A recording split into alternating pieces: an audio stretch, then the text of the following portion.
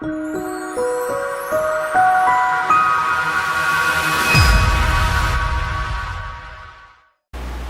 evening. My name is Chris O'Connor.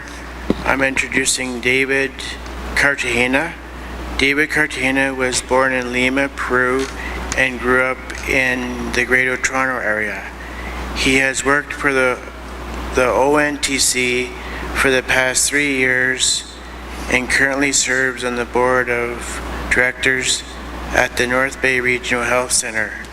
He is an agile project professional with a passion for connecting vision and strategy to everyday tasks that drive employee engagement.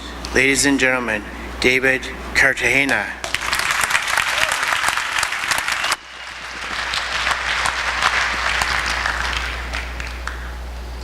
Good evening, everyone. I hope you enjoy my presentation, and afterwards I hope I inspire some of you to look at the management practices in your workplaces and hopefully make some changes or suggest some changes. So tonight I'd like to start with a quick story about the image behind me. It's going back to February of 2001. 17 tech leaders gathered to solve their issues with heavyweight management practices. After 3 days of discussions, the Agile Manifesto was created, which is centered around 4 key values: individuals and interactions over processes and tools, working product over comprehensive documentation, customer collaboration over contract negotiation, and responding to change over following a plan. For those not familiar with Agile, it's a collection of lightweight methodologies aimed at driving value during product development. However, at its core, it's really about the mushy stuff. It's about values, culture, collaboration, and transparency, things so many organizations struggle to really comprehend and practice. So what does Agile have to offer organizations and its employees? Well, for organizations, it offers the opportunity to pivot and course correct rapidly through constant feedback loops and working in iterations and increments. It also ensures customer value through constant feedback. For employees, it empowers them to take ownership of their work and offers opportunities for creativity and experimentation. However, to benefit fully, there has to be the right mindset and culture within the organization, starting with leadership. Leadership must go beyond just buzz terms and commit to being fully immersed. They have that responsibility to set their teams up for success. Without it, their teams will hit a ceiling, limiting their initiatives. So what mindset and culture help drive this success? It's about inspiring creativity and innovation in your employees. It's about creating internal support communities.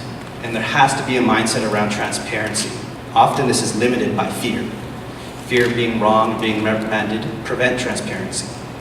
Agile organizations strive to remove fear and provide psychological safety to their teams. Management has to be open and willing to allow their employees to experiment and try new things. Leadership and managers have to work at losing their fear. They can't be afraid to fail.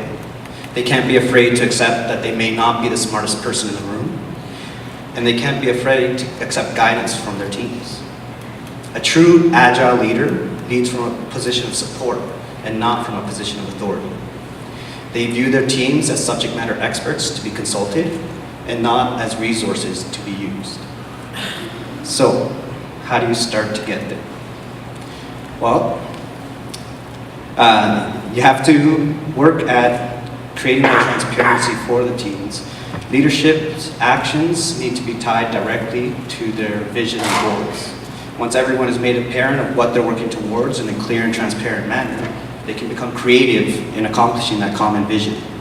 By working in short iterations and small increments, employees can adapt to any situation, but it requires clear direction and execution from their leaders. Without it, employees can't complete their work effectively. An agile leader requires the mindset to not get stuck in what change means to their personal ego and their past accomplishments.